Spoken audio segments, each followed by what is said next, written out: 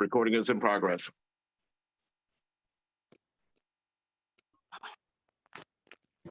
Yes, Madam Jane, go ahead. Yes.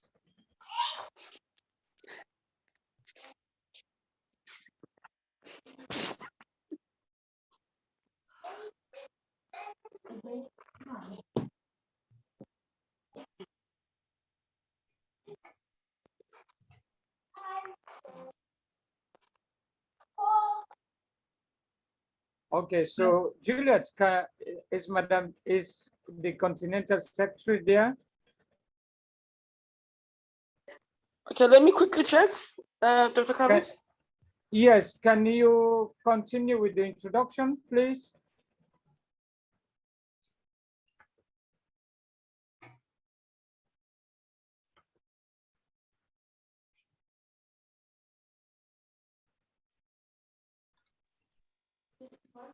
Yeah, Madam Juliet, Jane, are you there? is Madam Jane in?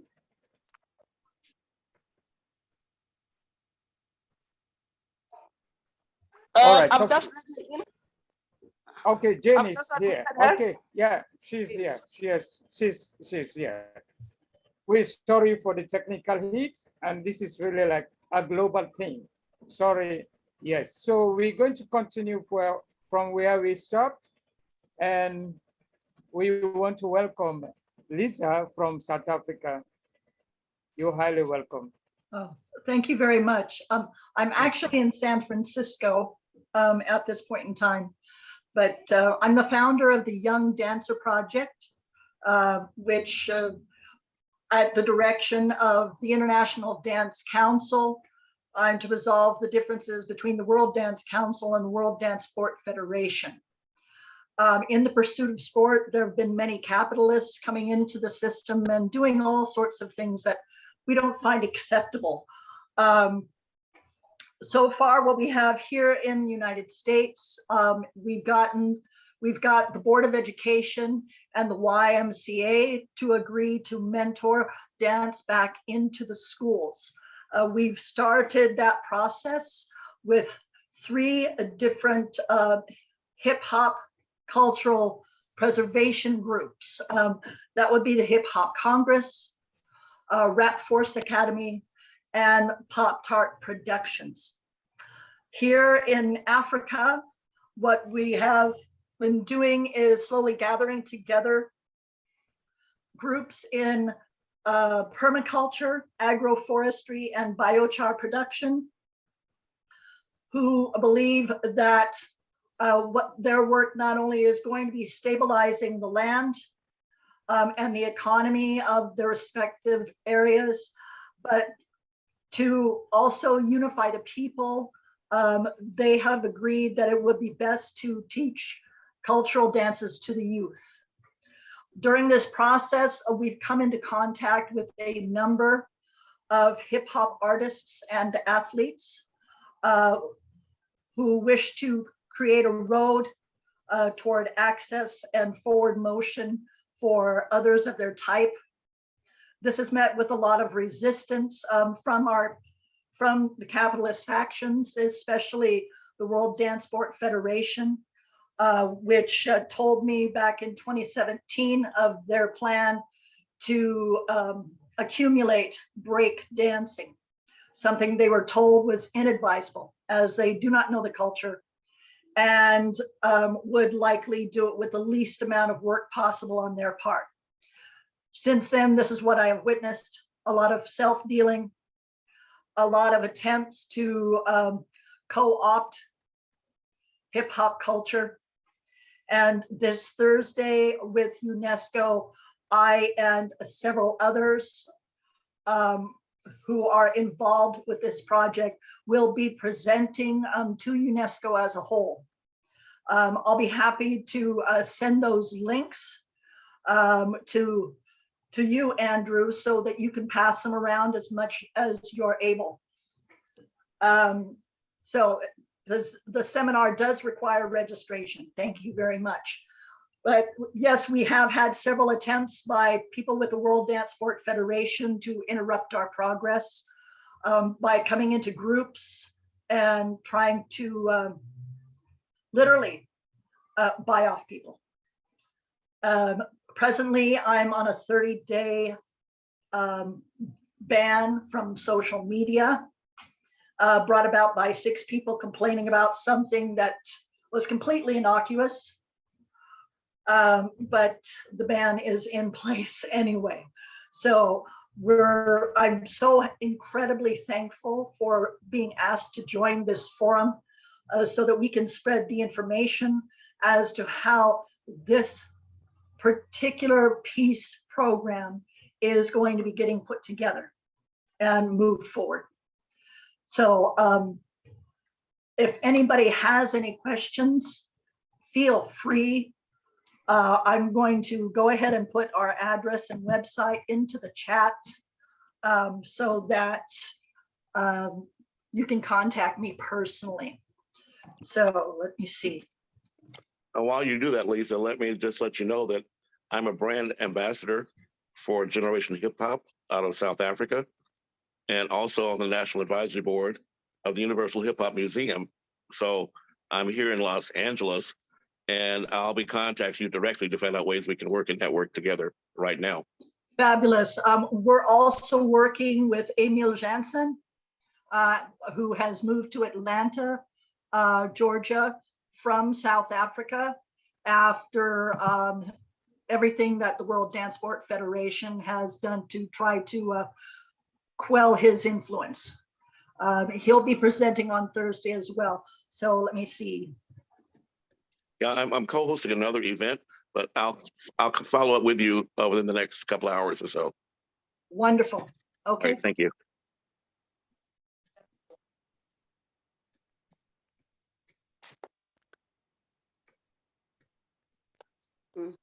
But the work with this project began with working inside of governmental systems for 14 years and being only paid for the hours that I taught and trained. We developed a number of different formats. The one that got their agreement was a program called Enhanced Fitness, designed for the older adult. This program, after 3 government studies, proved to have a 90% compliance rate using dance-based principles in order to work with people who have chronic debilitating conditions. That hasn't been matched by the program that they've been using for the last 40 years, something called Silver Sneakers. That program has a compliance rate of only 56%. Once that program got into 500 systems and made the YMCA several millions of dollars, they agreed to mentor dance back into the system and slowly back into our schools and communities. I fully believe that social dance unifies diverse peoples in ways that nothing else can. I've seen it firsthand. I've been proud and happy to be a part of this movement, because a movement it is much bigger than myself. So I am looking forward to any questions you may have. And I'm continuing to try to put in my information at the same time. So if anybody wants to ask me questions, feel Thank free. you. Okay, thank you once again, Lisa. As I once said, and we UnityNet Africa Diaspora, and we are ready to work with you at continental level as a team. As you mentioned that you are currently in some part of Africa, our target is to cover the 55 countries in Africa. That is our target.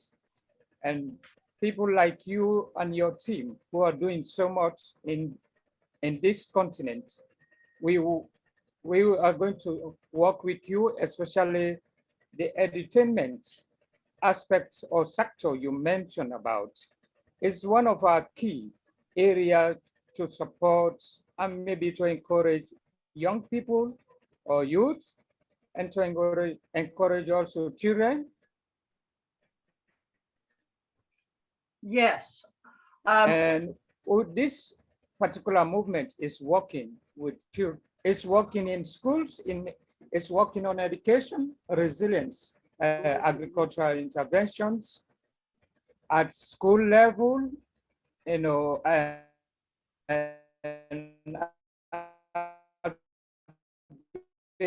various levels, at community level.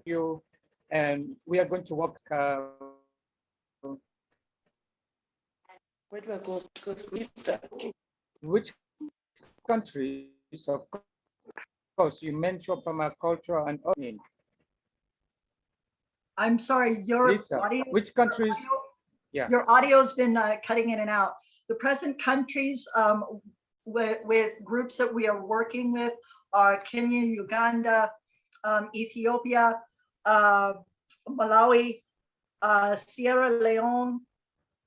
We also have inquiries from Cote d'Ivoire, and of course, South Africa, Botswana, Burundi.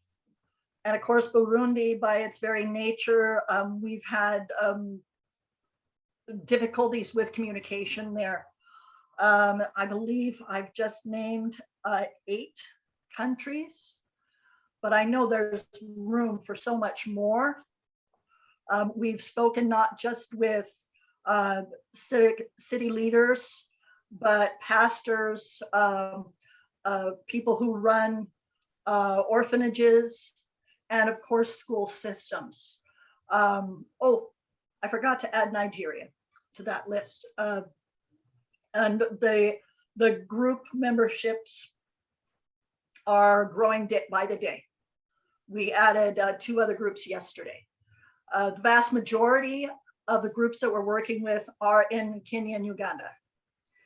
I am hoping very much that as we exchange information, you'll get a better viewpoint of the depth of interest in this program.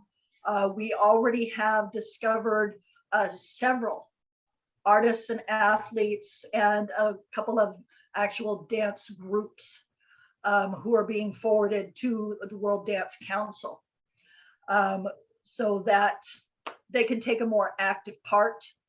Already there's been one presentation, and that was to the group that studies and follows through on the Vaganova method of a ballet dance.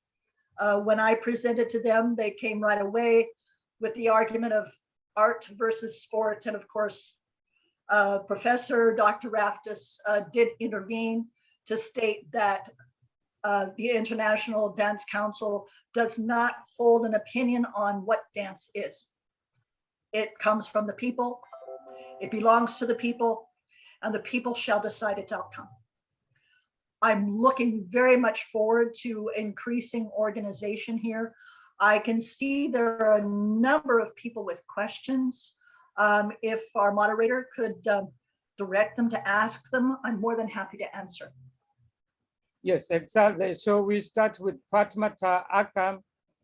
You have 1 minute to ask. Next to Juliet, and then the last one is Ayodele. After that one, we're going to the next presentation. Thank you. Okay, thank you. Fatmata Akam, can you say something? Okay, Juliet, are you ready? Go ahead. yes, no, thank you so much. Thank you so much, Lisa, for the presentation. You know, I've been seeing on social media some of the discussions around the hip hop museum that has been set up. So South Africa is really on track in terms of this. But what is exciting is that working with young people, dance has proven to have a healing factor. And we also start them very early because they have a natural move towards that. And I just wanted to, but I think you've also answered that, because we also emphasize the issue of indigenous dancers in the country, you know, especially linked to promoting the indigenous people of South Africa, who can easily be forgotten. So I just want to also ask that if there is room to encourage that. And as you know that South Africa has a lot of people from the diaspora. There's also a very active group from the DRC that does dance in South Africa. So I think in that discussion, we'll also include them. They do the dance from Congo, but it's quite exciting. And when I work with children and youth, dance has always been part of what we do. So yeah, I just want to ask that are we going to emphasize dance, indigenous dance as a way of encouraging indigenous culture. Thank you. Thank Oh, you, thank Juliet. you. Thank you for Thank your you. question, Juliet. Oh, sorry. First and foremost, the International Dance Council is bent on cultural preservation. Dances that need to be studied and preserved and protected. As we see all over the colonialization and its horrid effects, we've seen many dance cultures shoved away into little crevices and corners where only the preservationists keep them alive. As we move forward on this, we do have a group based out of London of over 1,000 artists, researchers, and scientists that I've already been introduced to. They're called the Healthy Young Dancer Project. And I've been introduced to some of their, well, patrons, I suppose, for lack of a better word, several members of the peerage who have a great deal of interest in seeing all forms of dance be honored and preserved for their contribution to the health and well-being of mankind. Culture is the very identity of man. You take culture away, you're not only taking away man's identity, but man's ability to communicate with other men. And we've seen firsthand what happens with a lack of cultural education. Violence ensues very quickly from lack of understanding. So yes, Julia, let us have these conversations. I've put my email into the chat box so that you all may take it and start speaking with me. I'm looking forward to hearing from all of you. We will do what we can to handle the sheer numbers and find those other partners in the nations that are going to move us forward. Thank you. Awesome. Thank you. I heard Billy, you wanted to say something quickly. Okay, thank you, Madam Lisa, for your presentation. We are so excited to see what your organization is doing, especially to inspire the young generations and also across the Africa. Now, as we say that the UnityNet is a continental organization, as you rightly said that your organization has been established, be partnering with different, be operating in different African countries. Now, is it still possible for UnityNet Africa and Diaspora to still collaborate with your organization in most of these countries where you are be operating? And secondly, I realize that what you are doing is in relation with culture, tourism, and the entertainment. So, because that is part of our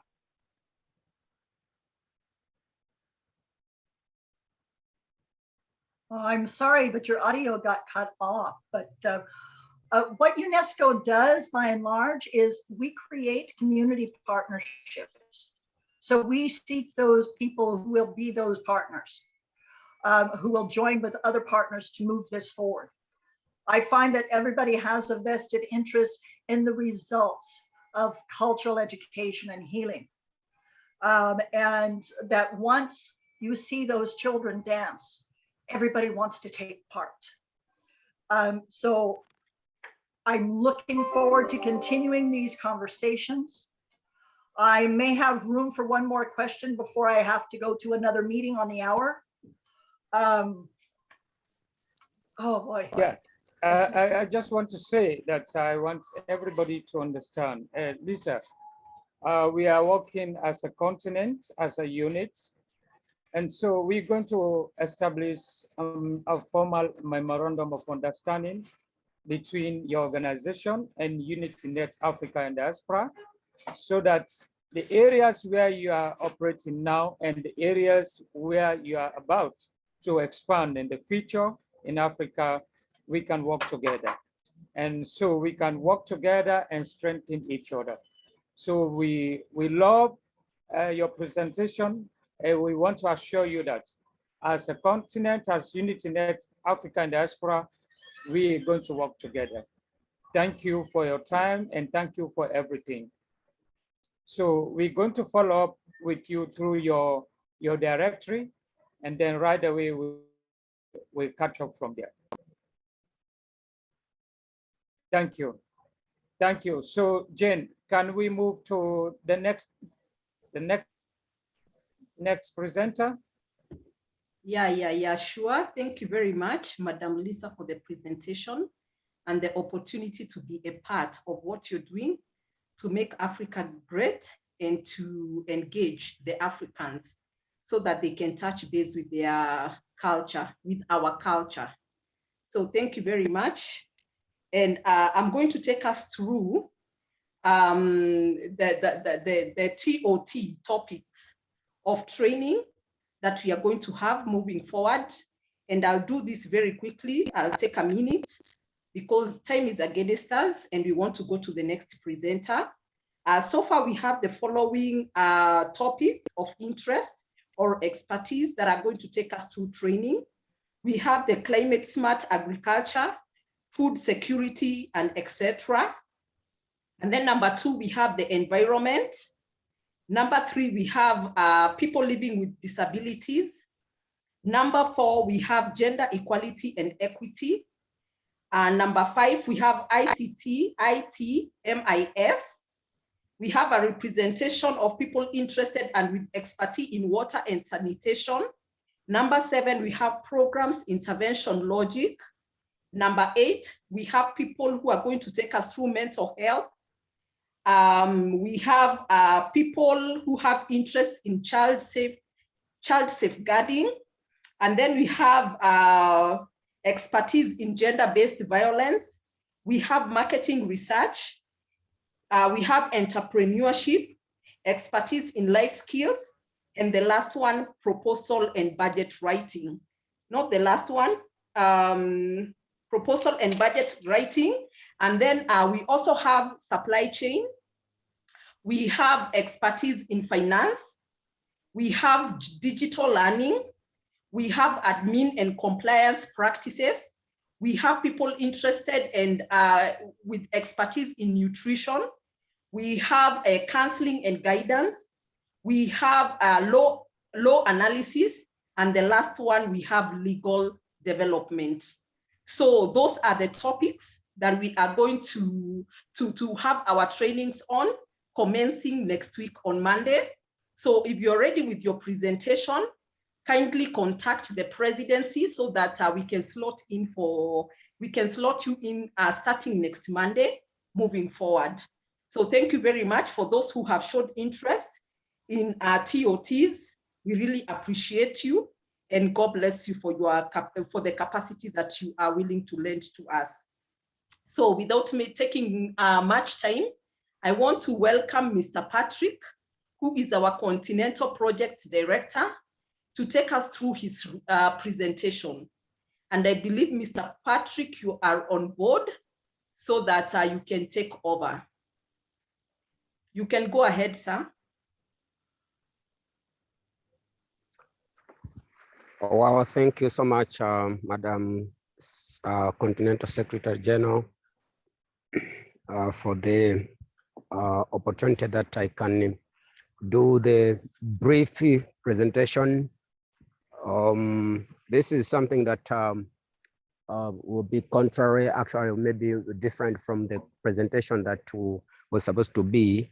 because it will be like a report that I wanted to make so far, because we have been like with kind of developments that have been taking place in our team. So I just wanted to give that report to you, especially that we are developing something else now, and making sure that we are advancing to another level of our progress in UnityNet. So I would like to report that we are developing something else, like the project proposal now. We have gathered as a team from all chapters, and also we are encouraging that those who are directors, project directors in a chapter, are welcome to this team, so that we can also work on this project together, on this exercise together. And also the deputy directors are also encouraged to participate, so that we can also quicken this process, so that we can finalize actually maybe in a few days. Especially this week, we need to finalize this process. So that's the thing that I wanted to share with you. Otherwise, we are doing well. We are doing well. Like today, we have been in a meeting. Actually, we started organizing and also putting some information in place. So everyone is participating, and then we are also hopeful that by by tomorrow or the other day, we will be able to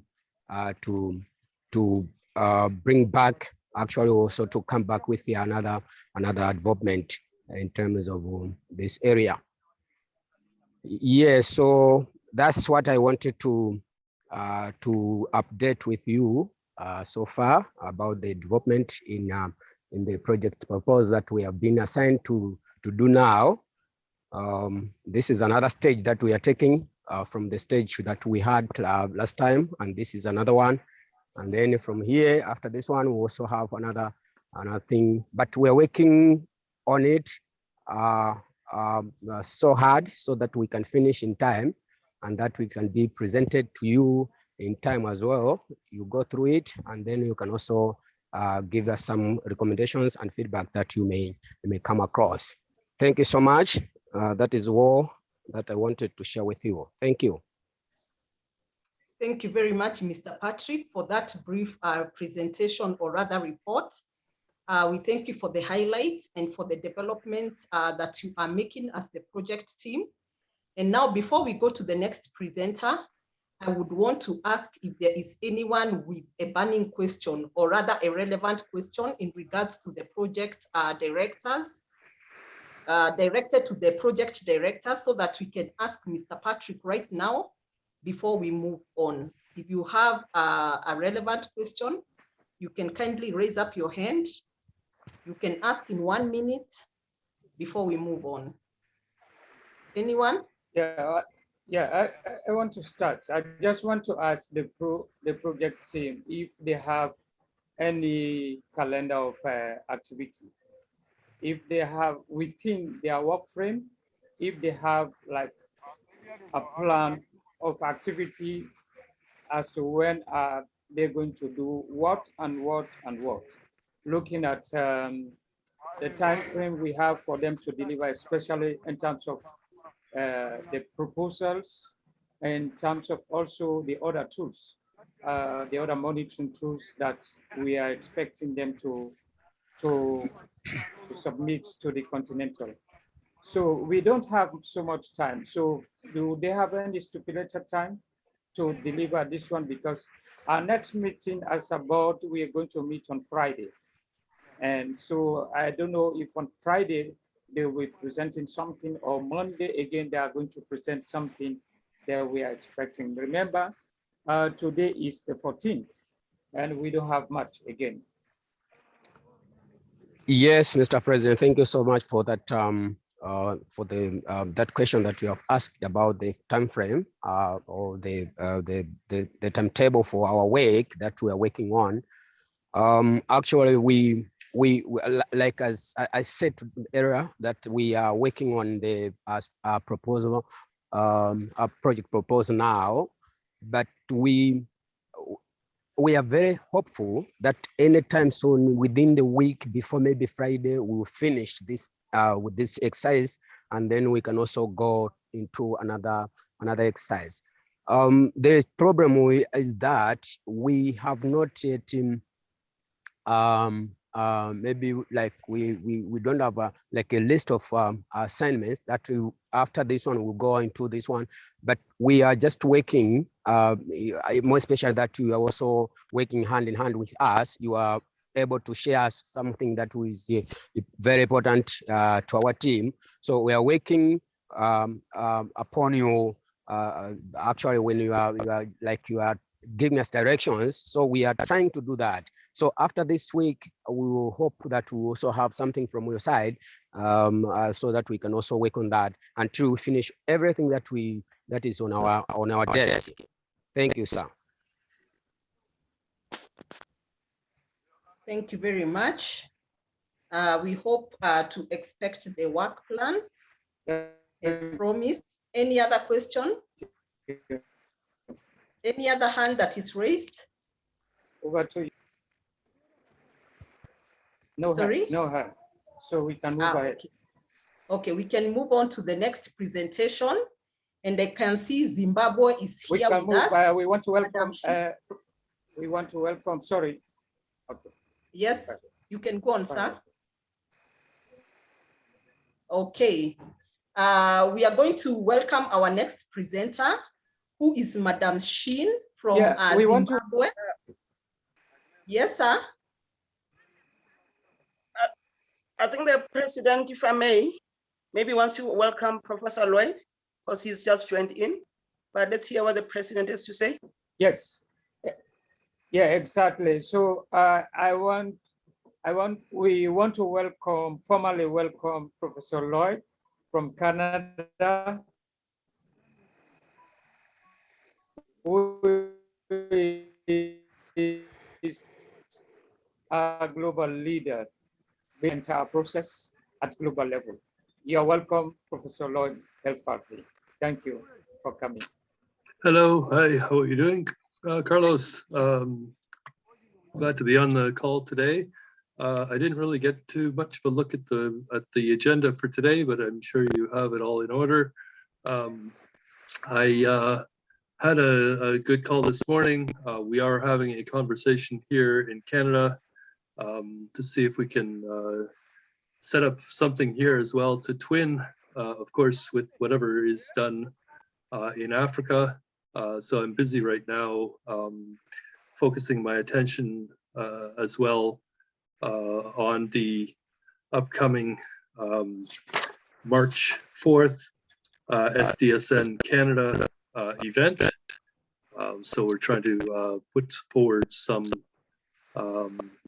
side event activities so we can promote our network, of course, the entire Global Unity Network, but of course, with special focus on the African network, UnityNet Africa Diaspora. So SDSN Canada 2022 event, we do have an opportunity to do a side event. So that is something I am focusing on now, along with discussing some possibilities for local pilot projects that we might be able to do here.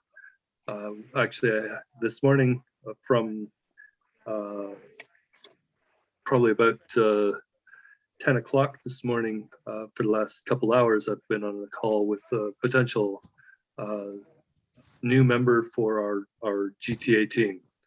So there's another young entrepreneur who's possibly willing to help out to get us off the ground here, to get us a pilot project going here that can be twinned with whatever we do, whether it's in Sierra Leone or South Africa or Kenya or Uganda or in some other places where we can do something either in this small pilot project that's being proposed, and especially, of course, for the Abraham project tree plantings on June 5th on World Environment Day, which are the next big thing that we need to work toward.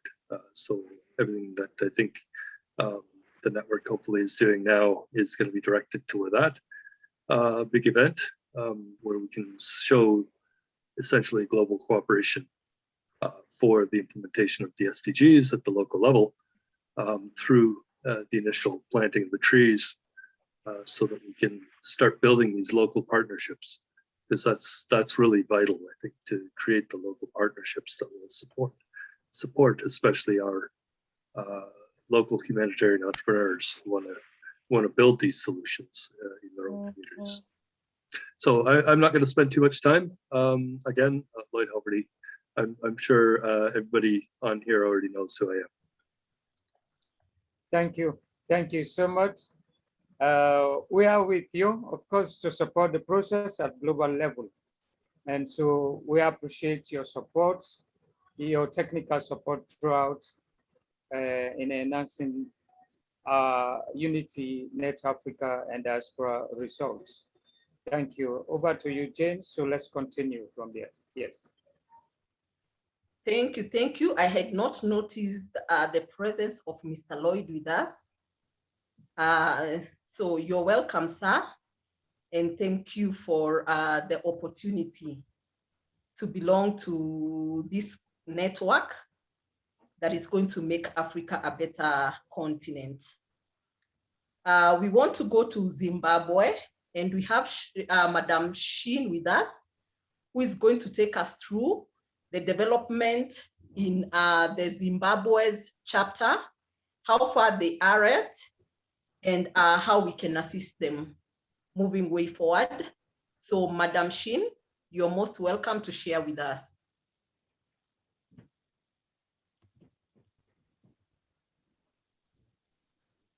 Everyone in Zimbabwe.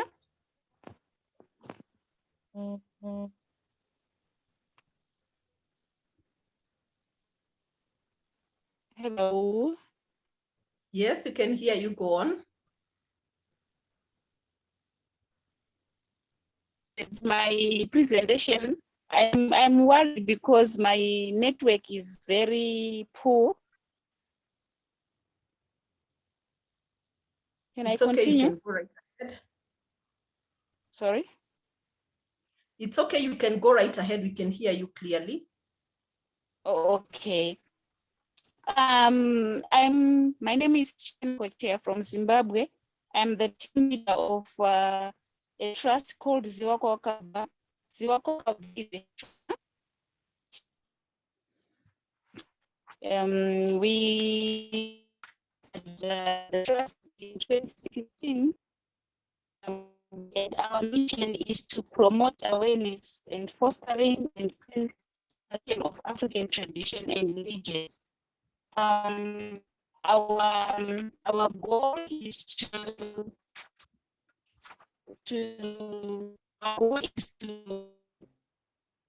to be conscious of African cultures and religion. And one of our promoting human self-identity, cultural values, forgiveness, reconciliation, and people of the nation, regardless of gender, color, ethnicity, creed, and cultural, even beliefs. We started this organization as 5 ladies with different experiences. So during our time, when we were just sharing our woundedness, that's when we decided to start this organization. The organization that focuses on healing, especially on the identity issues. Those people who doesn't know their biological or ancestral history or background, we help them to search. We do researches and documenting that. And during the researches and and documentation, we discovered that after we have helped these people, there is a lot of things which goes in people's minds, like a confusion, denial, and some maybe to brace. So the pain of understanding what's going on, that's when we introduce the life skills.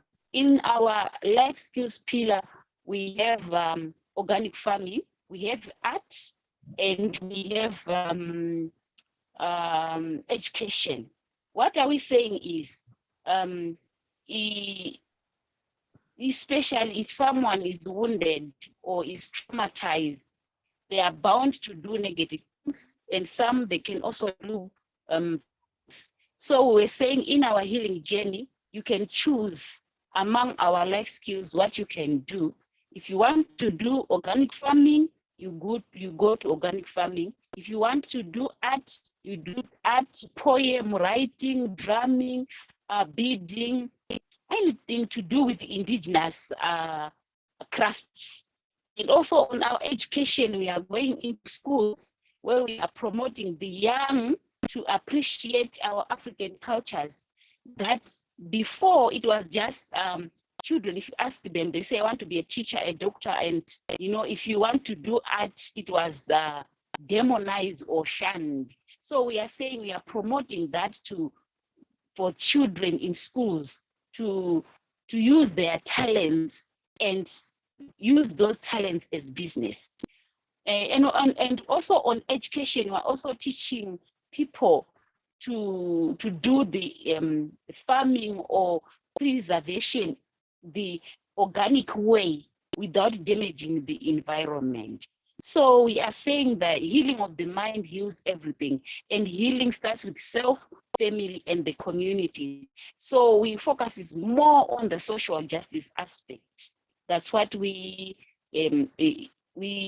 are normally doing, and we are also connecting the communities, like reconciliation of the communities, because most of the communities they've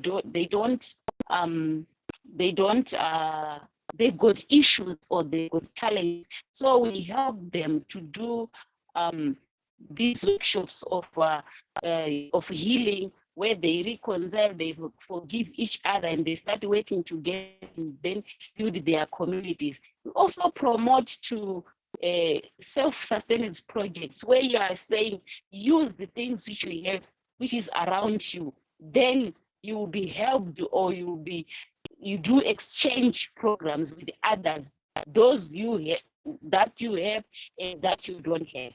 So that's mostly what we do as Ziwako Wakabva, know where you come from. It's more of healing, childhood wounds which manifest in your adulthood, and we want to change those negative energies to positive energies. Thank you so much.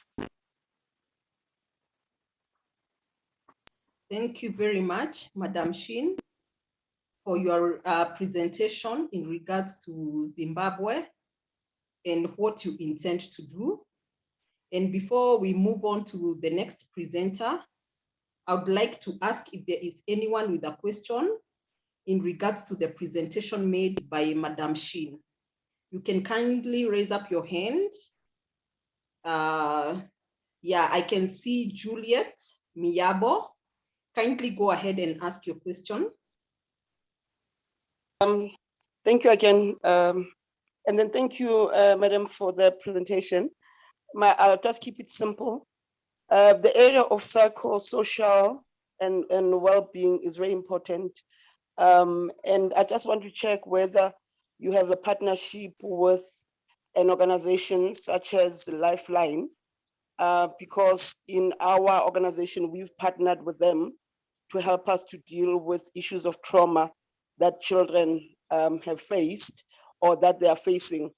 So I want to see if you do have, I think you might have Lifeline in your country.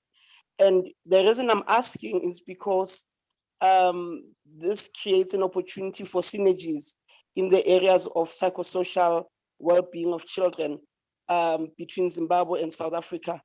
And in the truest sense of the word, we have a lot of Zimbabweans in South Africa.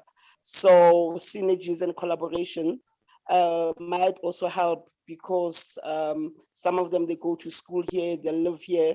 So I just want to check if you do or may consider such a synergy and collaboration.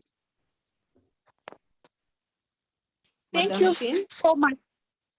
So thank you so much for the question. We don't have those. We don't have lifeline in Zimbabwe, so I think it will be an opportunity for us to collaborate, and we work together, and we take it.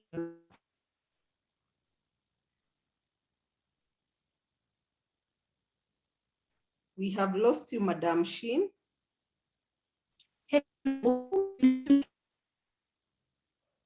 Can you? We can hardly hear you. Hello, hello. Yeah, you can go on. We can hear you clearly. Okay, I was saying we don't have a lifeline in Zimbabwe. We also have like a child line.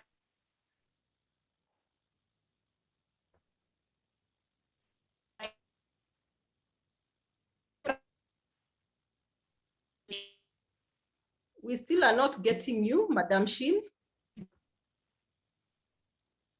I think it's your connectivity. Maybe I can put on. I can answer you on the chat.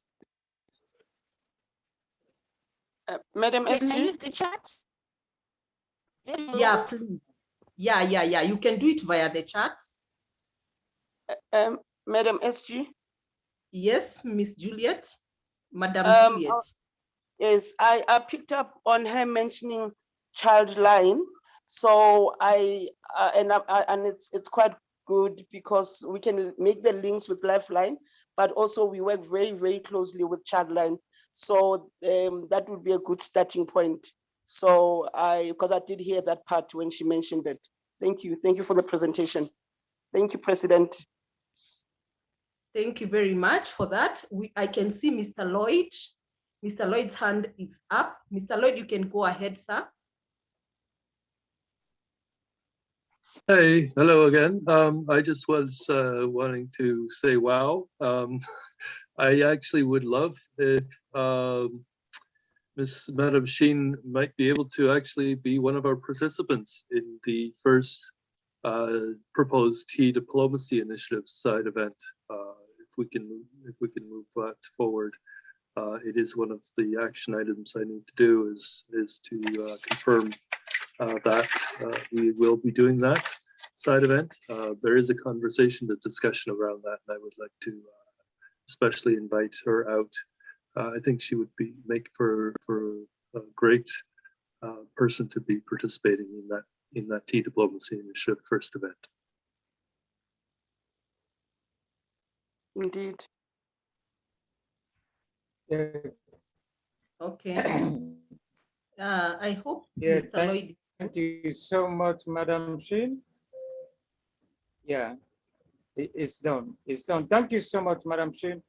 I think also something that you didn't mention about the recent disaster, natural disaster that's happened in your country.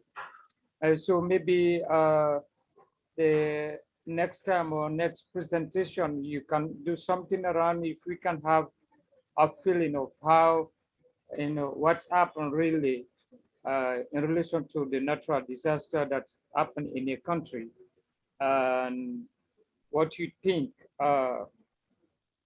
possible partnership in relation to natural disaster areas, prone areas. Okay, so I was thinking that you say something maybe brief around that one. But since your network is troubling you, yeah, we can proceed, of course, and you also have opportunity more to say it in the next meeting or next meetings. Okay, thank you very much, Mr. Carlos, our Continental President, for that advice to Madam Shin, and I hope she'll pick it up from there. I hope there is no other person I have left out. so that we can move on to the next agenda. Okay, so we are going to Guinea. I hope Guinea is on board. If you are a representative of Guinea, kindly come aboard and share with us. Hello. Guinea. Okay, hello. Hello. You can go ahead. You can go ahead, Mr. Sanko. Good evening. How are you? Very well. Okay. So I thank everyone for this opportunity, giving us opportunity today to do our presentation. I am the chapter head for Guinea. I am here with the project director that is going to present us a project plan for Guinea. Thank you. Over to you.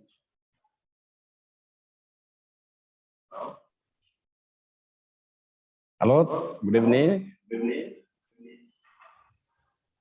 Yeah, Okay, you thank are you. loud and clear. Yes, go ahead. Okay, thank you for giving us that opportunity to give you a good presentation concerning the activities that the Guinea chapter has planned. Okay, the first thing, we have what we call the objective plan. So the first objective that we have is the institutionalizing of the foundation. So the first thing under it is the search of the document that we need. That is the legal document that we were looking for. And we started doing this thing, but there was a time we had a meeting here, and then where the Continental president said that for those things we should stop for now until Uganda finish with the certificate, and then that one we are going to use that document as a reference to continue doing in our different chapters. So since then we stopped doing this thing. If not, we were about to finish that process. So the second point that we need now is to furnish our head office, then equip it. And then the next point will be the logistic means that we need. Also, we plan, so everything is now at your disposal over there. And then after that, we also need to have the image of this thing, our foundation, so that the foundation can be known. That is it. So that was also the next point for the cooperative. And after that, we also look at what the promotion of the foundation. That means we need to do some campaign. Hello? We need to do some campaign and sensitize some organizations. Hello? And sensitize with some organizations so that we can be known at a different level, especially what the communities. Yeah, so they need to understand what we are doing. So that is it. So the next point is, just a minute. Yeah. Okay, the next point is also what? We need to identify and classify some zones which have been degraded. Because okay, because especially what the mining areas that we need, because for the tree planting. So we need to identify those areas. And there's also, we need what the resilience, you see, to identify it, or yeah, we need to identify also what the population, those resilient people. So, you know, okay, there are some people who can get adapted to some organization.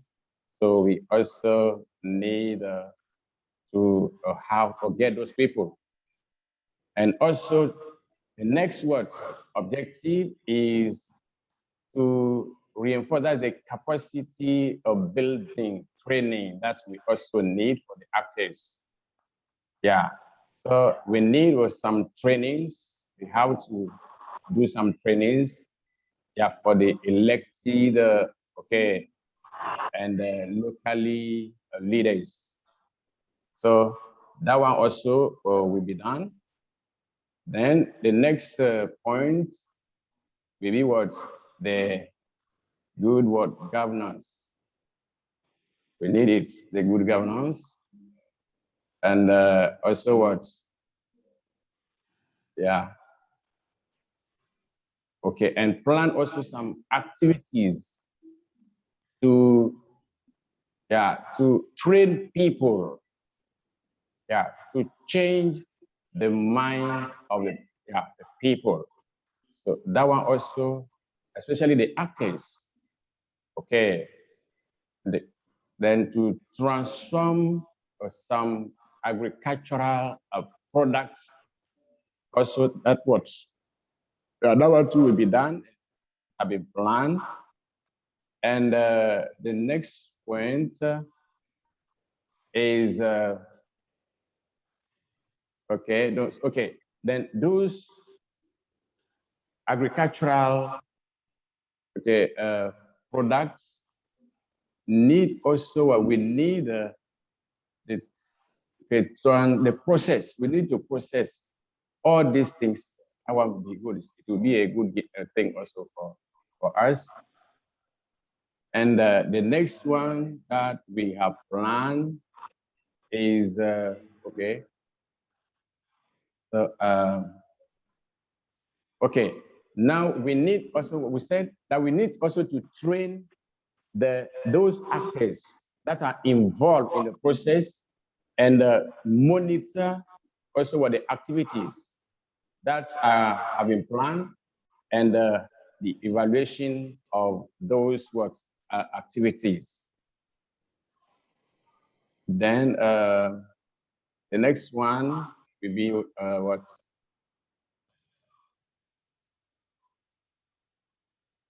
Okay, we also need what, as we said formally or previously, then we need also what, some campaign and a sensitization of people so that what they can change their behavior, yeah, towards the environment.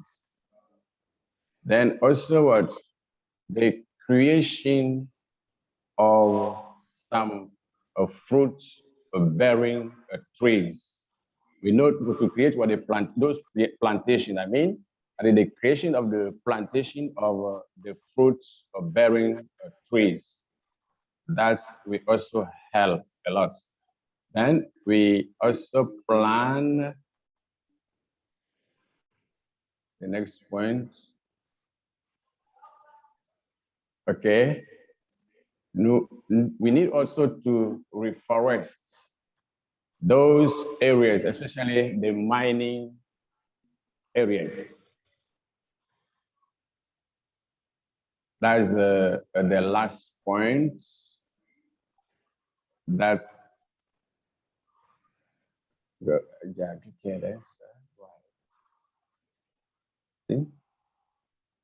that the last one. Okay. Yes, okay. We have also the creation, okay, of some centers which can help us to promote some activities and initiatives in the rural communities. Yeah. So I think that is the last point, since everything is now at the disposal of the continental level. So thank you so much.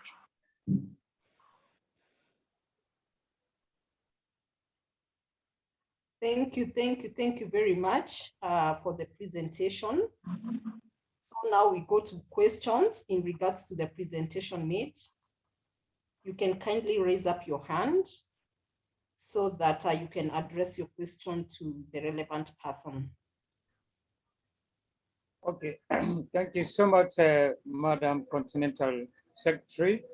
I want to thank the Guinean team that made it possible today to present themselves as to what they are currently doing and what they intend doing. And this is great because Guinea is a Francophone country, is a French country. So if we are able to get a bilingual, somebody who is coordinating between the French and the English, that's really, first of all, we want to congratulate you and welcome that particular personnel. And I believe he's the one that is a member of the Continental Program Executive Team. So we appreciate you and we appreciate Mr. Sanko and the rest of the team. We want to encourage you that you submit your plan already mentioned so that we discuss it at that level. And also, we also want you to bring on board local organizations, local partners that are there already doing a whole lot of what you mentioned that you want to do, so that we can partner with them, and then of course they can do a whole lot of things around the plan intervention. So it is very key, and so as other countries are starting now, so we want to start. Thank you, and thank you once again. You're welcome, sir. Thank you very much, Mr. CP, for the contribution. Anyone else with a question to the Guinea chapter before we move on? Any other question? If there be no other question, we can move to our next presentation, which is from Ghana, and we have Mr. Uma Adamu. Kindly go ahead, sir, and make your presentation to us. Thank you very much. Currently in Ghana, we are now. Thank you very much.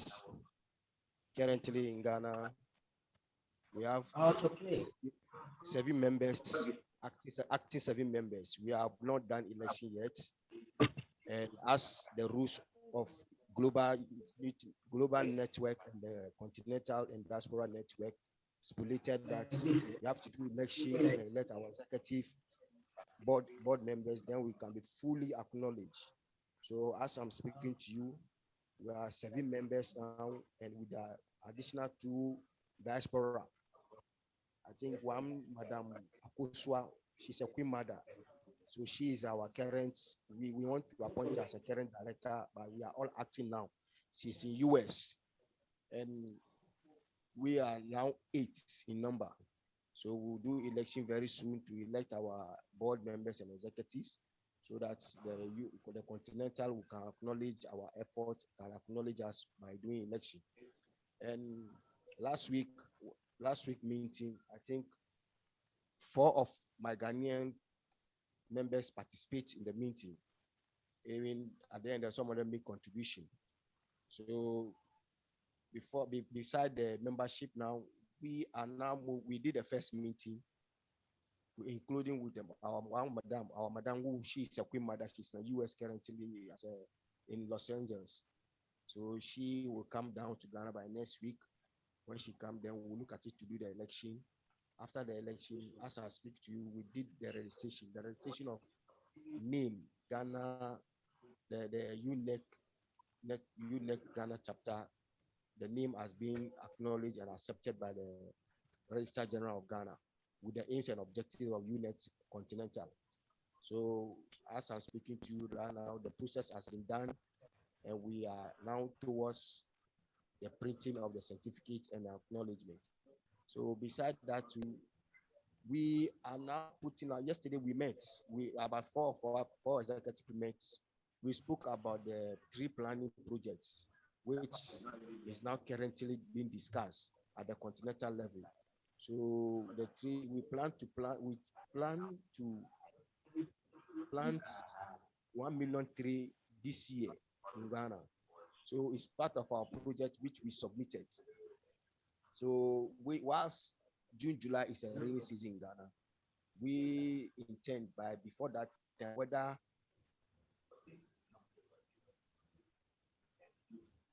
planning in Ghana, we'll write to Ghana Forestry Commission. They will supply us with the nest. We'll write to the Minister of Education so that we'll start something before the UNET Continental will come in. So we are planning.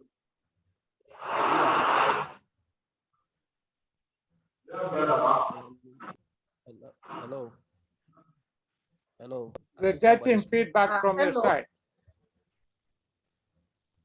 There is background noise from your end.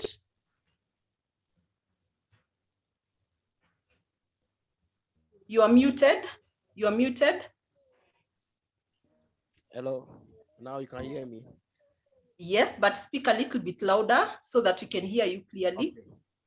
Currently, we put some certain plans for the tree planting in Ghana. We intend to plant 1 million trees in Ghana. So we are now, yesterday when we met, we discussed the issue of writing proposal to Ghana Forestry Commission. They have a lot of nursing trees to give on subsidized basis. And we'll write to the Minister of Education so that when doing the tree planning, we want to use students, which is the existing group. The students are the existing group. So we make sure one student per tree planting. So we use existing students. Every student will plant 1 tree. So by the end of the year, we think we'll get 1 million tree plants in Ghana. That is our current project. So we are now looking at start something before the UNET Continental diaspora come in. So beside that, we want to talk to the continental directors to find out whether if we be elected as a fully executive, because we hopefully by next month we'll do the election and get our board members set.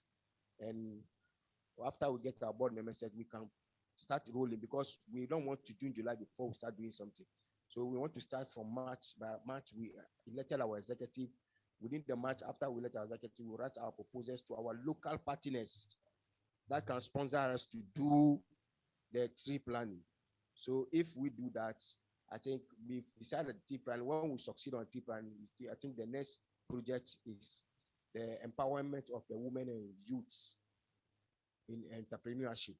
So when we do that, I think in every 2 years or 3 years in Ghana, there's an election.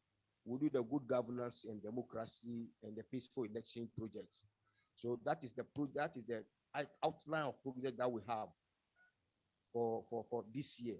For this year, our first project will be the tree planning, followed by the youth and women empowerment in entrepreneurship, followed by good governance and democracy in an election, peaceful election.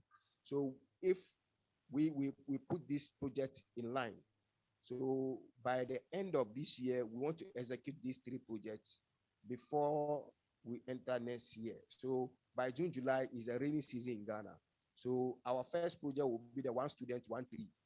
So each student in basic school in Ghana will plant 1 tree. That is our first target. So we are targeting 1 million students to plant 1 million trees. And we are now looking at our local collaborators, because we know Ghana Forestry Commission, they support this kind of project with the Minister of Education. So before the Continental will come in, we'll start doing something. I think that's what we have in pipeline now currently. As yesterday we met, 4 of us met as an acting executive members to deliberate on this issue. And thank you very much. I think this is our current plan that we have currently in Ghana chapter. Thank you. Thank you very much, Mr. Adamu. Before I give the opportunity to Mr. Lloyd, I would want to emphasize on something that touches to my docket. That is the admin and compliance system. And I'm not only emphasizing it to you, but to every chapter that is present and is going to be formed or created. After the name search, or after securing the name for your chapter, kindly don't go on with the registration process. Reason being, we rely on the registration of the Uganda as the secretariat, so that we can use the certificate as our reference. We cannot register the chapters until Uganda as the secretariat has done their registration. We have to use their certificate as a reference. So kindly, after you secure the name, you hold on until you get a go-ahead or a green light from the Continental leadership. That is an emphasis to every chapter that is created or that is going to be formed going forward. We go to Mr. Lloyd. Mr. Lloyd, kindly go ahead. Yeah, so actually, thank you, Jane, for bringing that up regarding the Uganda chapter. I think we do need to have a conversation, especially with the Toronto team, with regard to the registration of the Continental Unity Network, so we can make sure that is all in place. But what I actually wanted to mention to Umar was with regard to the tree planting. So the idea being, he's mentioned planting 1 million trees with 1 million students. But what we would like to do, of course, when we do tree planting, when I've talked about let's plant trees, is to plant productive trees, but not just productive trees like fruit trees and nut trees and such things like that, but actually to plant those trees as Victory Forest Unity Gardens. And that will be the first place we will want to plant trees. So it just won't be plantations of trees. It will be Unity Garden, Victory Forest Unity Gardens, productive Victory Forest Unity Gardens in our local communities, where we plant those trees. So when I did some of the math on that, of course, sort of preliminary numbers, but the idea is to have a Victory Garden in every local community across Africa. So I don't know how many local communities there are or how big these gardens can be, but this is where we can hopefully get the 1 million trees planted, is by let's say planting 1,000 Unity Gardens in 1,000 different communities across the country, rather than sort of one or a number of large plantations of forests, and especially if we don't just plant trees. We want to plant productive trees so they be managed and are going to eventually be productive and generate income, and are working with the local humanitarian entrepreneurs who are managing those forests as well. That's all. Thank you very much. I think the plan of tree is a collaboration with the climate change program. So, and moreover too, we don't have a specific land that belongs to the unit or a land that belongs to the organization. So what we do is, because of the climate change issue, I think World Bank has given a directive that planting of tree is one of the remedies for climate change. And once we have a climate change component in our projects, so if we take planting of tree as one of the components of the climate change, and beside that too, we want to make sure that the students will plant the tree within their school premises, within the community of the school that they were living. And in Ghana, we have 16 regions currently. So our plan or our demarcation of distribution will be based on the where population of the students are and the communities. So we normally target the students, the environment of the school, where the school is, so that the students will plant the tree in an environment. So that is our target. That's the component of our climate change program that we looking at on our action plan. And concerning the registration too, as you already said, that's why we hold on for now, because it's very important we need a search of the name and secure the name. So if not, the name can be secured by somebody that we don't know. So as I'm speaking to, we secure the name, and with the aims and objective of the UNET continent was being accepted by Ghana Registrar General. So it's about the local registration name, and I'm still not getting it concerning the continental and the local representative, because if you are in Ghana, look, Ghana chapter, and Uganda as a continental chapter, Uganda has the capacity to swallow all the local chapters. So Uganda now represents us as a continental, and we can make registration in our local chapters, because we all cannot have one standard continental recognition. It's only Uganda who has the international and the continental recognition, because of the secretariat is in Uganda. So Ghana can register a chapter as a local chapter, not a continental or international. That's what I'm trying to open up to for understanding of the secretariat. So as it stands right now, the secretariat is in Uganda. Uganda is the continental registration of the chapter, the network. No other country or no other local can have that kind of standard, continental standard registration. So if we do the local registration name, we did not qualify to be a continental a member.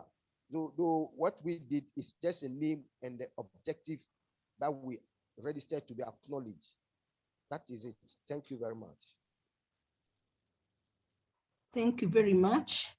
I would want the intervention of Professor Carlos to kindly help Mr. Umar Adamu to understand why we need the Secretariat certificate as a reference.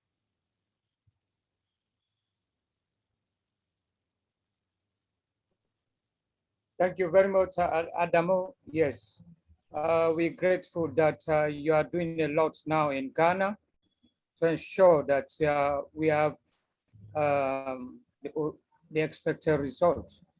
And also, I'm really impressed that you start at local level, looking out for partnership, local partners that will be supporting the process of most of the projects that you plan or coming up. This is great. This is exactly what we ask for all the chapters, all the countries, for them to look at what we call assessing local partners that we are going to work with. Some of them, we may be needing them for collaborative purposes. For instance, in terms of capacity building, like the government, the various ministries of our thematic areas, and of course, also some of them in terms of logistics, and some of them in terms of funds, and also in terms of directives at local level or senior, creating common synergies. This is very good. So I want to encourage every chapter to ensure that you have a local assessment of those local partners that we think possibly that we are going to collaborate with, and send those, make a list or a table of those partners and share them with us at continental level, so that we'll be able to reach them directly and have common synergy. This is very, very important. So for the administrative procedure you're talking about, we told you the last time that you have to wait when we complete the registration process in Uganda.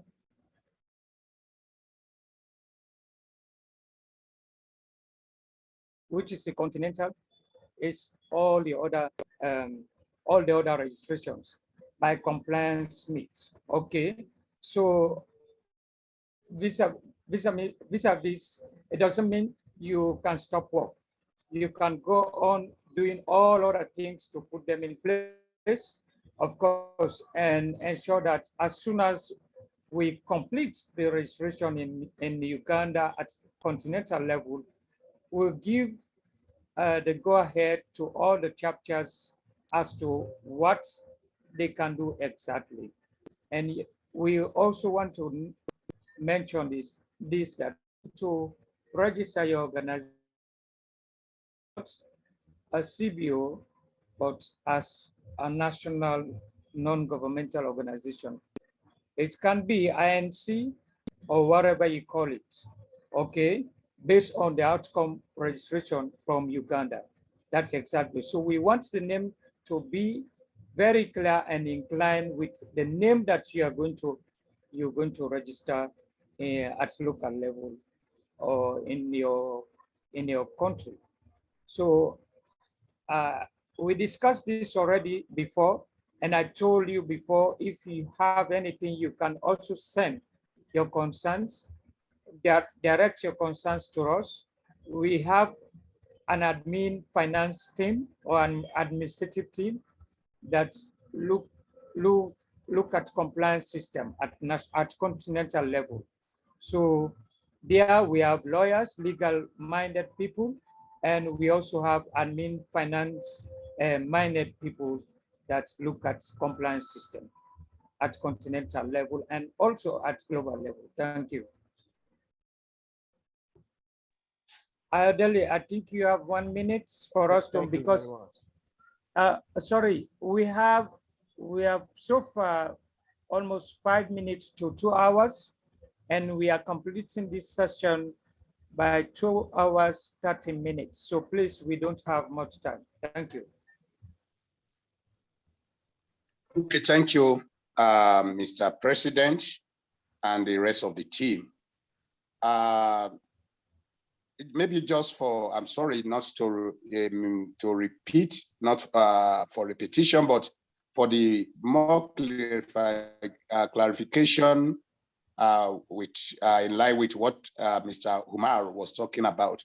The reason why we came up with the idea of even though if it is Kenya or anywhere we are using as the secretariat, the reason why we said that let the initial name of registration certificate come out is because to avoid a different fractions of UnityNet. For example, Ghana may approve the UnityNet Africa and Diaspora, or some country may disapprove it.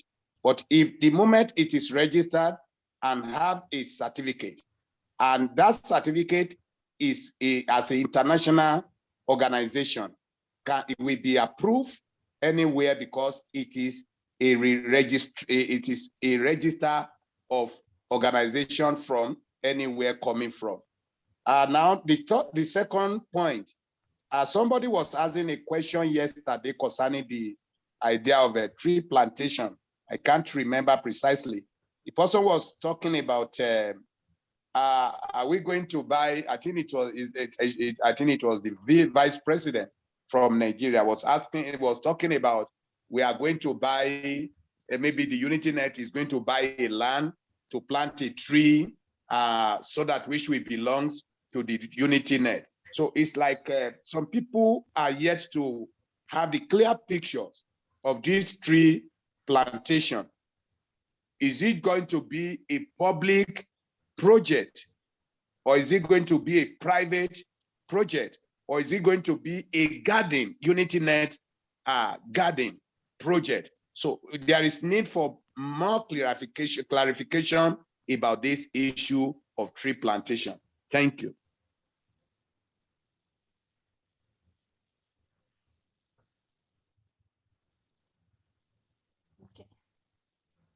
So I suppose I could say a few words on that as well. Yeah. So I wanted to just sort of clarify the idea of the Unity Gardens. Of course, these are intended to be private spaces operated by private sector groups, organizations. They could be operated by the local UnityNet nonprofits. But the idea, of course, is to set these up as classrooms that can be shared and utilized for different purposes. But one of the main purposes, of course, is to serve as a classroom. But they can be used for a variety of different uses besides just as classrooms. So even though we say Unity Garden classrooms, in some cases, they can be used for more than one thing. So this is why we would like to engage with the local communities and the humanitarian entrepreneurs who are in those communities, who may have land. Perhaps it is their own farm, or they have a parcel of land where we can establish those first Unity Gardens, which could be set up as a garden. Of course, there's 5 different configurations of the Unity Gardens, whether it's a garden or forest, or the kitchens.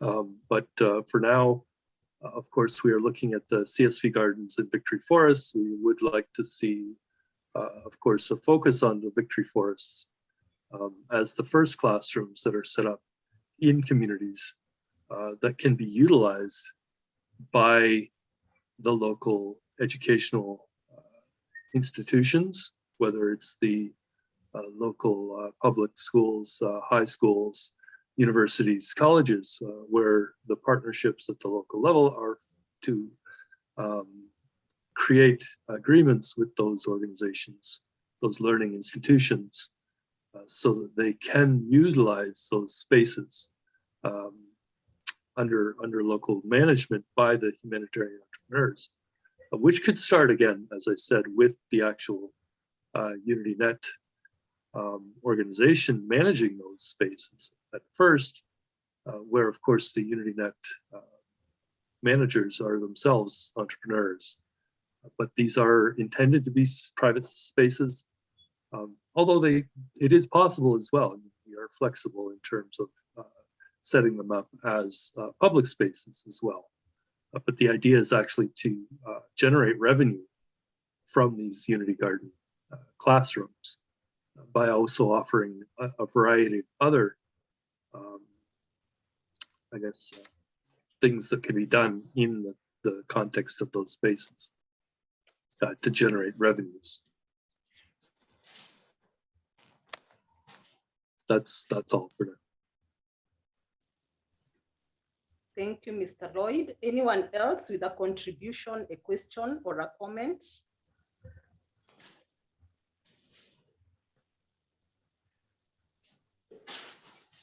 Anyone? Juliet. Yeah, Juliet. Yes. Yes, It's Madam just Juliet. thank you. Just a question of clarity. I just need to know, and I want to congratulate Ghana with their project. And I think it's a model project that we can also look at in our countries. But I wanted to know whether did they ever consider working with universities, or have they only been focusing on school children? Mr. Umar Adamu. Yes. Hello, but we are looking at the basic schools. We are looking at the basic schools too. They are the ones that are mainly in the system. Every community have a basic school. You can see that not every community have a university, but in every community we have a basic school. And we intend to name the project one student per tree. So if one student per tree, in other words, in every primary or secondary school that is around, one person will plant a tree, so that it will be a symbol of, climate change, deforestation, the forestation issues. So that is our plan to do concerning the planting of tree. So we are looking at the youth, the young ones, to concrete the habit of planting trees. That will be another advantage. So the current generation will know the benefit of trees. As they say, if the last tree dies with everything. So we want to plant trees everywhere, anytime. Thank you very much.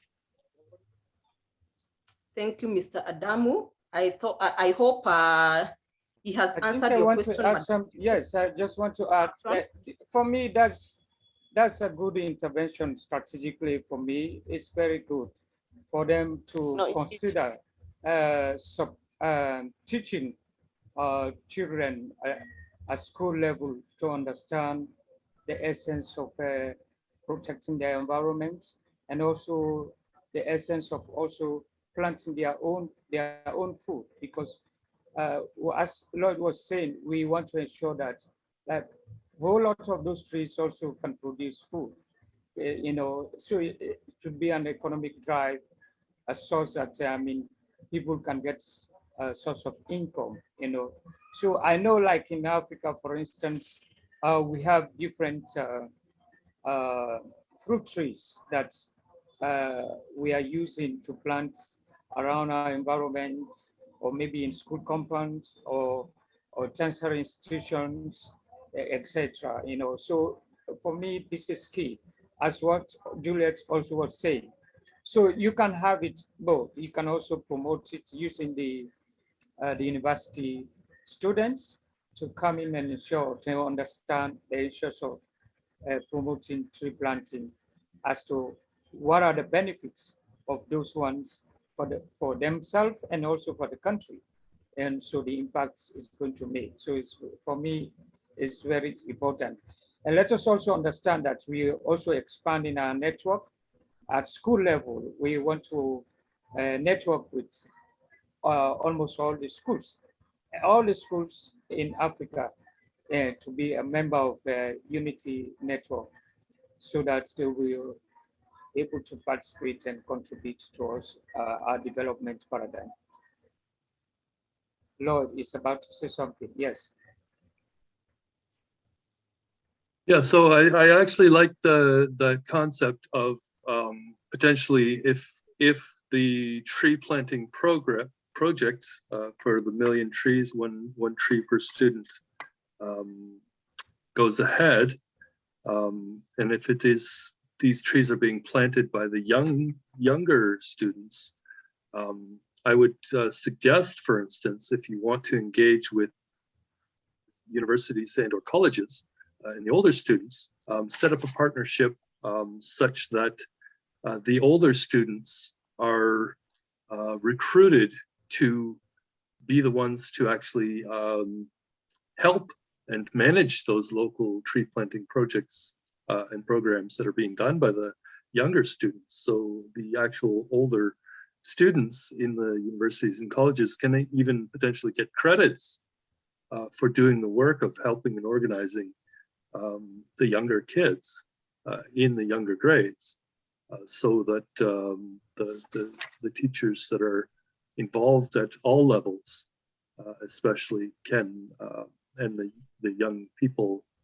from the high schools, universities, can work together with the grade school students that are younger and get credits for their work in volunteering to help to plant the youngest kids plant their trees, so that everybody can gain some experience and knowledge in what we're trying to do.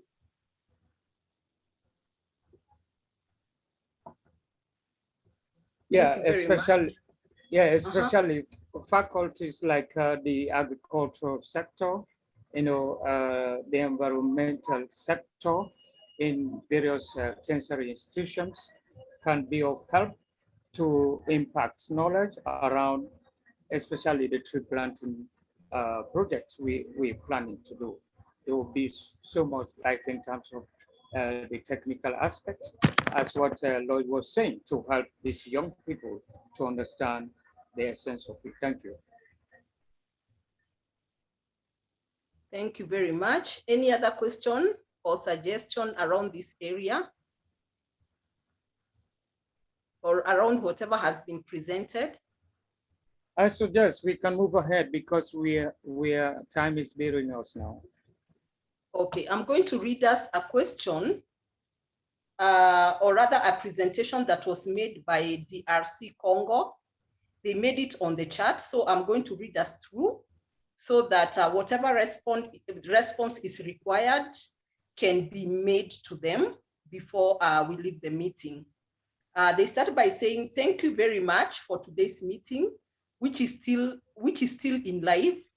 But I would like to give my suggestive word. It is to suggest that our hierarchical authorities should now select the priority projects and allow those who are ready to start instead of waiting long for those who are not ready so far. As for us in DRC, priority projects concerns are number 1, fight against hunger and poverty. Number 2, access to healthcare for vulnerable people. Number 3, access to water, hygiene, and sanitation. Number 4, promotion of good education for all. They aim at fighting against climate change and environment protection. They also aim at addressing human rights promotion and gender balance. And they would therefore it would be therefore important to implement projects for those who are interested instead of waiting for those who are delaying.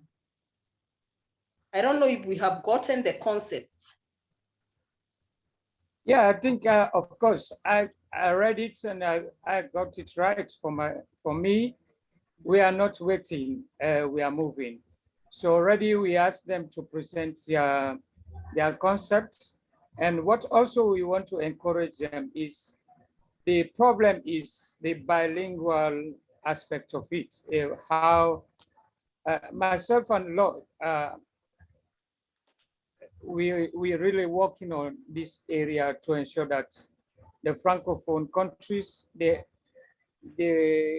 be able to present themselves, they'll be able to participate just like how the Anglophone countries are doing now, because that's actually the missing gap. I saw DR Congo, I saw Guinea, and of course, Benin, Cameroon, and others.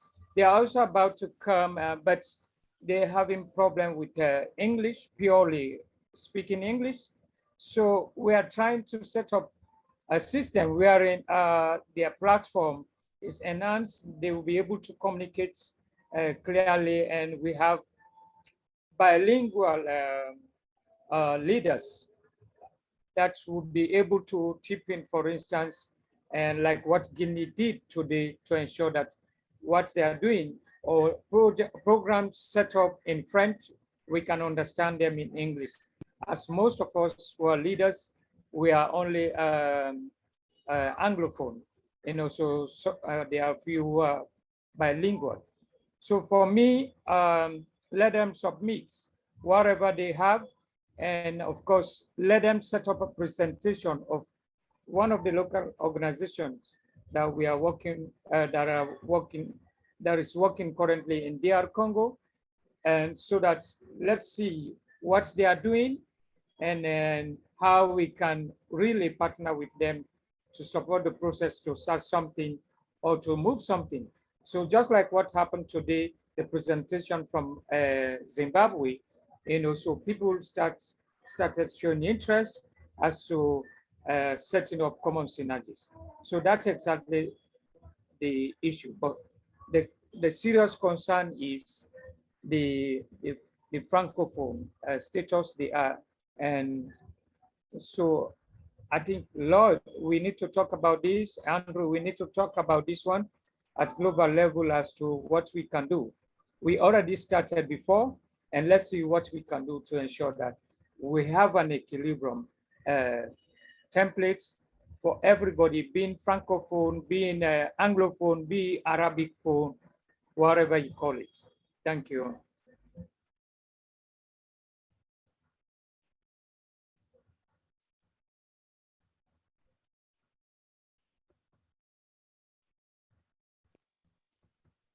Yeah, Andrew, go ahead. Yes, thank you. I'm so glad you brought that up. Andrew Networks is primarily a facilitator for the UnityNet, among other projects. For example, this morning, we were facilitating the International and Indigenous Women's Development Conference simultaneously. But as far as UnityNet Africa and the diaspora is concerned, I would seriously recommend at the very top level that there be at least a bilingual representative from each of the official languages of the African Union if you're truly going to be reflective of what you're attempting to accomplish. I think that will be a primary responsibility. And until that is done, I don't believe we will be moving as effectively as we can throughout the entire continent. That's just my comment. Thank you. That's correct.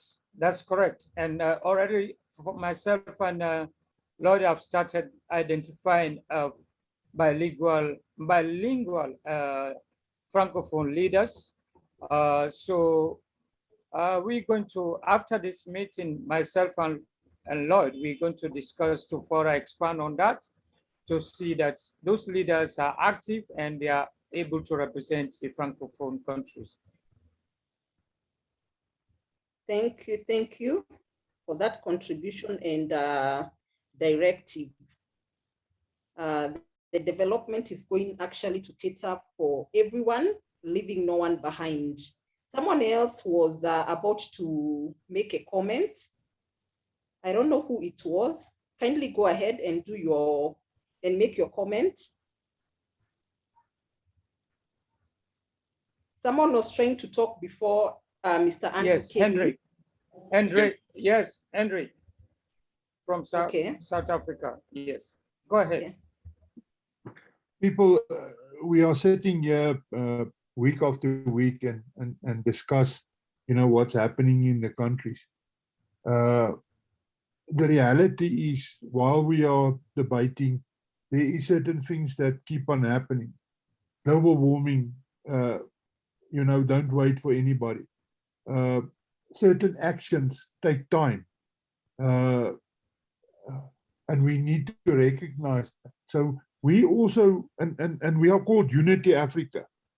So we need to slowly but surely move in a direction where we are taking the golden thread through all the countries in Africa to give attention to those things that is going to make a difference in addressing some of these problems in the short, medium, and long term.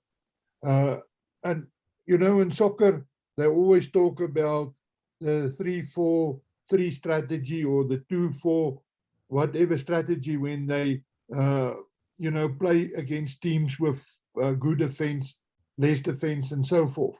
So we need to look at those three important aspects around the projects that we are busy with, and there's traditionally very good projects in Africa, but those projects are very exposed to global warming, and we need to identify those, and we need to bolster those projects with good research, extension, engineering support, and logistics to make them stronger so that they can feed the people, so that we can start with value-adding projects where everything is just not moving out, but is focused on what's being produced in that area.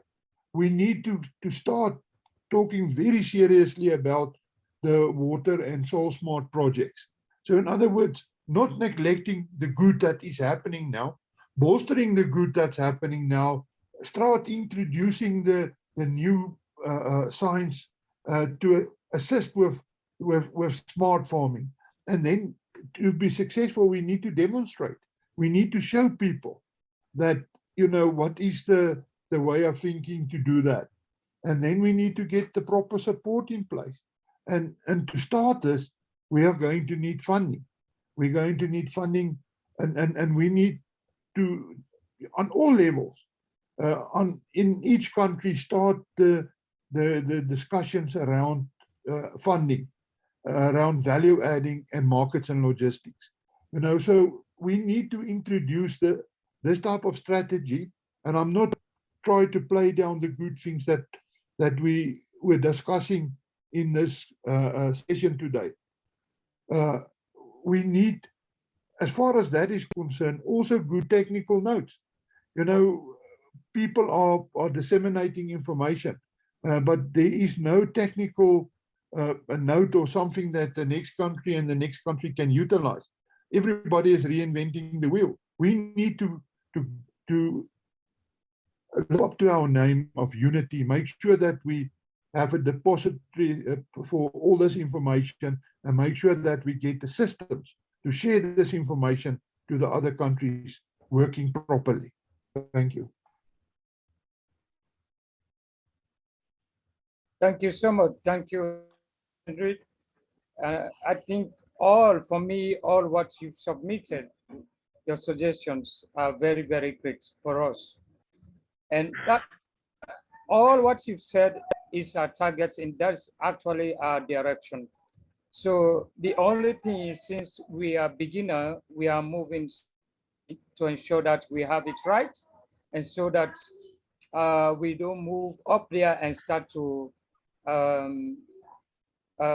we fall down again. So that's right.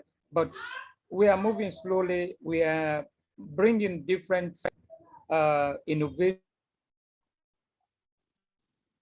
creativity to this value chain we are talking about. And I'm sure we're going to be there. And recently, of course, I think today also somebody shared with us a communique that came from EU that have a big funding to support Africa, to supersede other fundings like China aid and other stuff. So I think we have all the opportunities now as you're talking. We're going to make use of those opportunities. That's why we want all of us to work as a team, and let us have the partners we have at local level, and so that we know these partners and start strong collaborative system that will help us. And Lloyd, do you want to say something around it?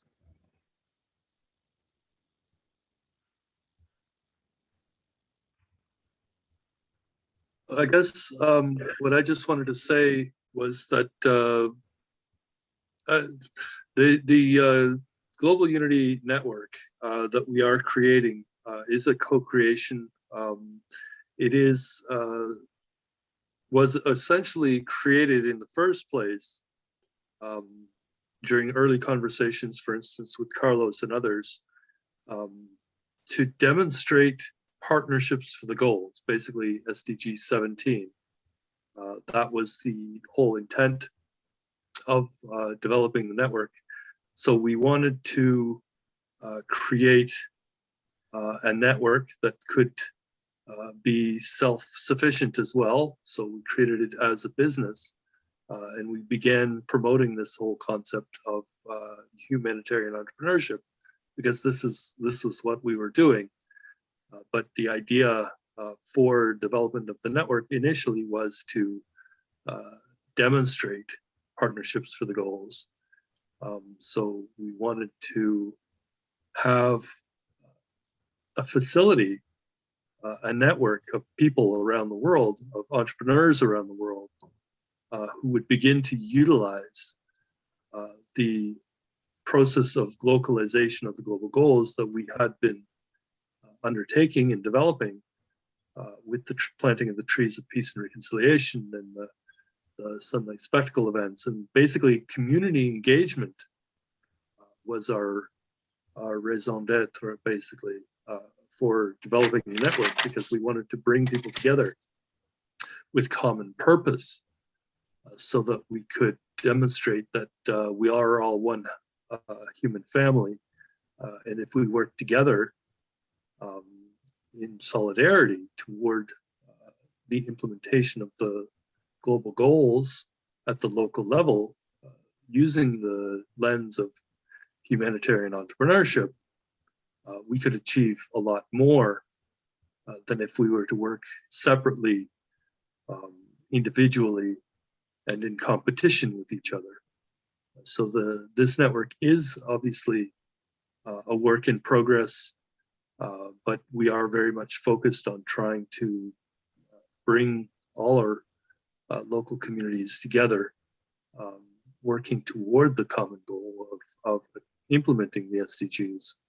And I think even as has been said earlier by Heinrich, yes, we need to identify sources of income. Ultimately, that will be hopefully short term, and in the long term, we'll be able to become self-sufficient because we need to think like entrepreneurs as well. I develop a network as if we were a business that is looking to generate income from our activities as well. So I think that is an important aspect of it. It's not about always looking for funding from those higher ups. It's about being able to create partnerships that can create more diverse income streams at the local levels. And actually, that was the original concept for what was originally it was a 4-sector partnership. We eventually expanded it to the 7-sector partnership, but the original 4-sector partnership was in order to expand opportunities for identifying different sources of income from partners that are operating already in the community. So we've now identified more partners, not necessarily partners that will have strong revenue streams, but we want to support each other and make sure that every organization that we are working with and is involved in our local business is supporting us, and we are supporting them. So we are trying to lift all boats, as the saying goes. So we want everyone to be successful. So it's not a competition, so that I do better than you at your expense, but so that we both and all can do better.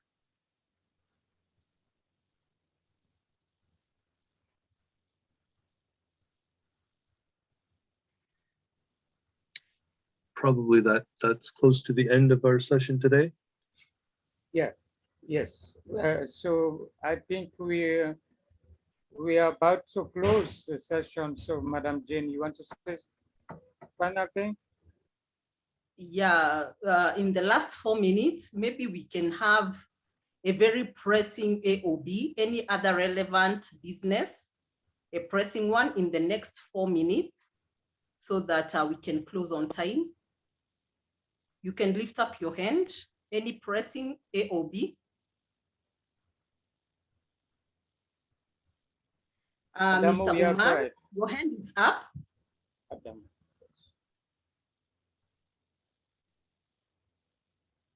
Mr. Omar, and then we go to hello. Yodele. Yes, go on. Hello, any other business? And it's very good that Mr. Lloyd is on board currently on the continental discussion. And I think right now that we all have an agenda of tree planning. So what is the global UnityNet is doing concerning the project of the other continents and the chapters? Because we just formed, we are now starting, but the mother body is supposed to secure a very relevant opportunity, partnership at the top, so that it can reflect to the down. So I want to, Mr. Lloyd, to clarify or to make, we want to know what the global network is doing, can support the continent and the local chapter. Because it is something like we were open up and we don't know where the funding is. We don't know who will support us with the funding. Either we go local or international fund. Now that we realize that we're supposed to generate local fund. So what about the global one? Is a global network doing something on the funding process? Thank you. Thank yeah, you. so please, please, Jane, we barely have 2 minutes and we are not going above 2 minutes. So please, if you send something, just summarize. Yeah, I wanted Mr. Bishop Ayodele to say his AOB so Yes, that the questions let can him. be addressed for next time. They can be addressed next time, not today, so Yeah, that we go can ahead. take notes. Yeah. Bishop Ayodele, you can go ahead. Okay, thank you. My AOB is to advocate for the unity of the UnityNet African diaspora, that I will encourage us that we should promote more of unity among us rather than go for individualism or promoting our different individual organization. I really like the idea that the president brought on board, that we want to work as a team, and we appreciate that any investors or any partners that are coming on board should work with us as a UnityNet rather than working with an individual. Thank you. Thank you. Thank you very much. Back to the president for closure.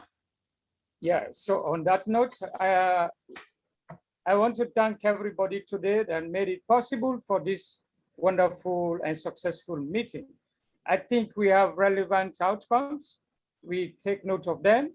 Of course, this meeting is recorded, so you can also re-listen and add value. So you also have the opportunity to also send something through different forums.